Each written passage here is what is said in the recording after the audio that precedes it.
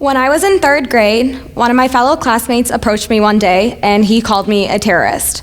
We must have been, 8 or 9 at the time, but based on what he knew about me, that I was Muslim and that my parents were from Pakistan, I fit his description on what he perceived to be a terrorist.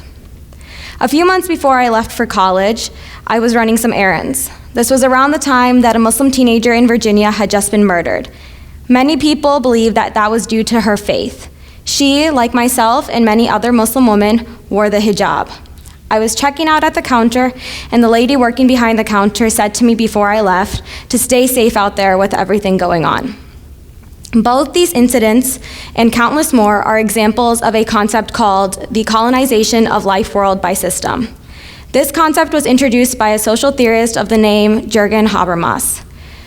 Life world is the background of ordinary life. It's all your immediate experiences and activities, whereas system is composed of formal organizations, corporations, and institutions.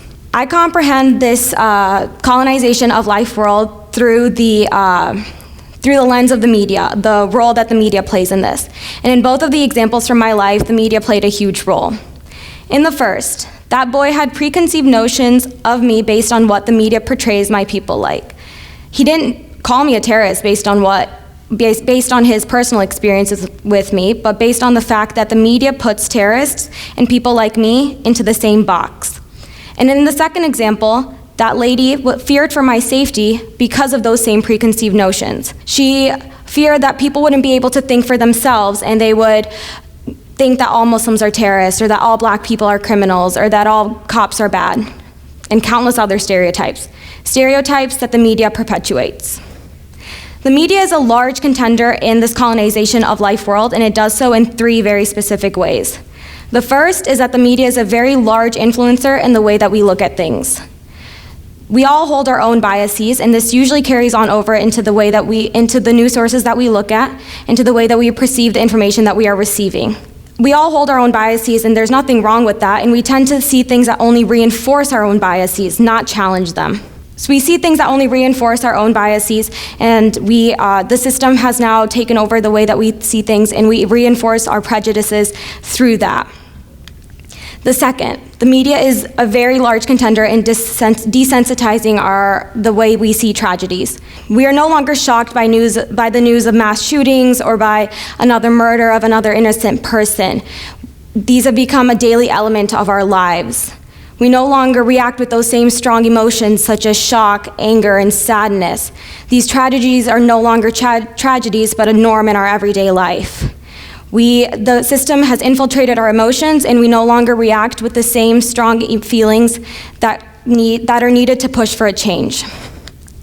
And the third is that the system controls what we see and what we don't see. If I wanted to be updated on the latest Kardashian drama, I could do so very easily. But if I wanted to know more about how 14 million people in Yemen are on the brink of starvation, or that 1 million ethnic Uyghur Muslims in China have been put into political re-education camps, according to the UN, I would have to do a little bit more of a deep searching, because this information is not readily available at my fingertips.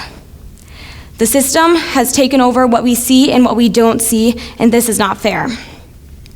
So why should we care about any of this, right? Why should we care that the system influences the way that we see things, or that it plays a part in the numbing of society, or that it controls what we see and what we don't see? Why does it matter that our life world is being colonized by the system?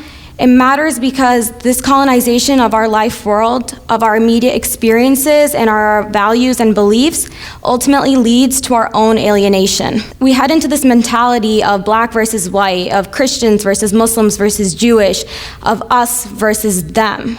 We put ourselves into groups, and we only affiliate with people that fall into our group, and we don't bat an eye to the things that affect other groups or other people. This allows us to become more individualized and not care about the wrongdoings transpiring in our society. We turn a blind eye when children become victims of war, like the 40,000 children in Yemen, or when 10,000 Rohingya Muslims in Rohingya Myanmar are going through an ethnic cleansing, according to the UN.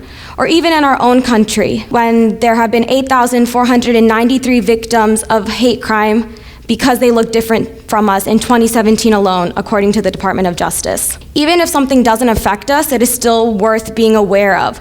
We shouldn't allow ourselves to conform to this system that chooses what we see, what we don't see, what we should care about, and what we shouldn't care about. It's time that we take ourselves out of the system and we reinforce the life world, the experiences that we are having every day, just like this. So this calls for a variety of things. The first being educate yourselves.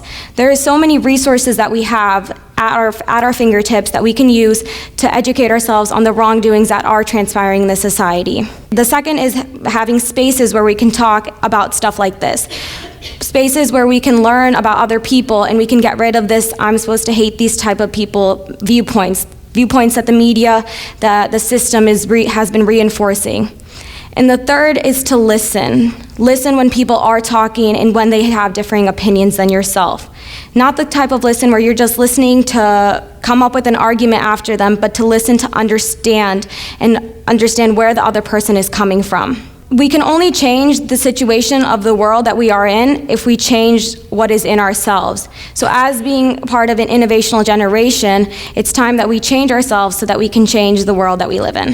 Thank you.